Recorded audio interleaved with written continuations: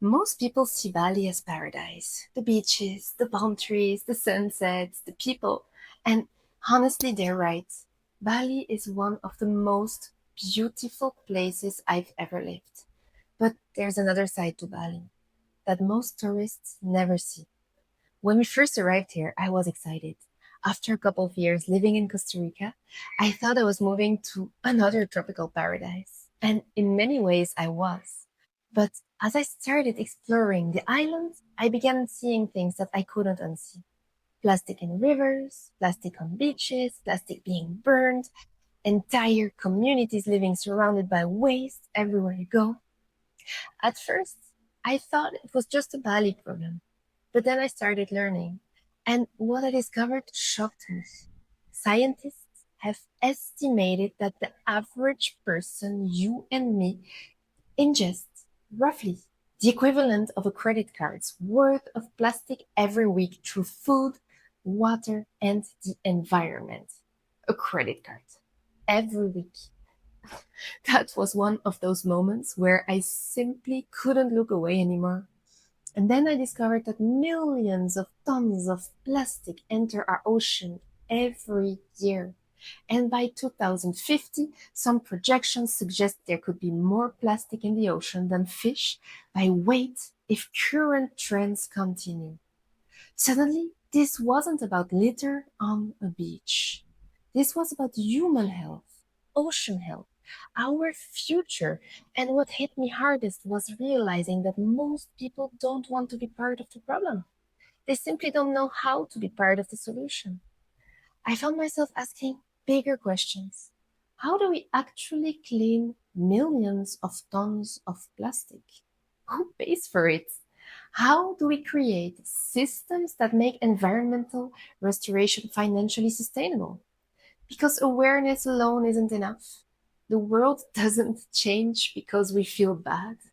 The world changes when solutions become bigger, easier, and more attractive than the problem itself. That's when I started discovering an entirely different world, a world of recycling infrastructure, plastic recovery, circular economy, and people quietly building real solutions behind the scenes. For the first time, I saw something I hadn't seen before: hope. Because maybe the answer isn't asking people to consume less. Maybe the answer is building systems that make restoration profitable.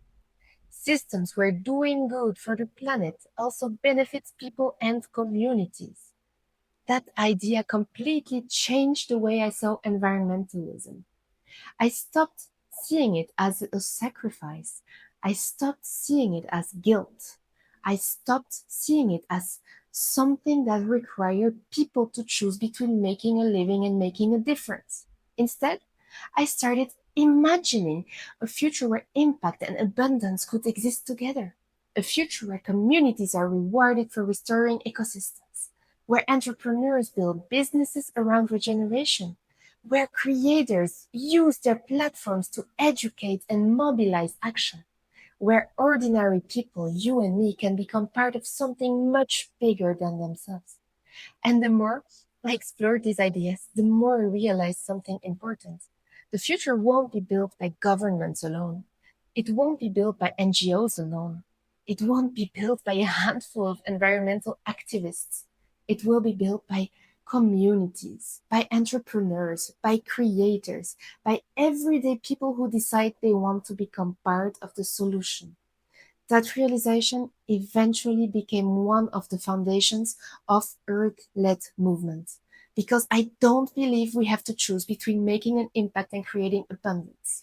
I don't believe we have to choose between helping the planet and building a better future for our families. I believe the future belongs to people who can do both. People who understand that solving the world's biggest problems may also become some of the biggest opportunities of our next generation. And that's exactly what we're exploring through Earth led movements. Thank you for being here and following this journey. I'd love to know, what was the moment you realized something needed to change in the world? Leave a comment below.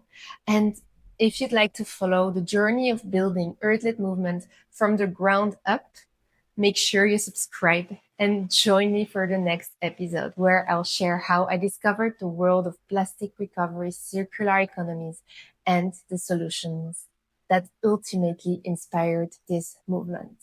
Thank you.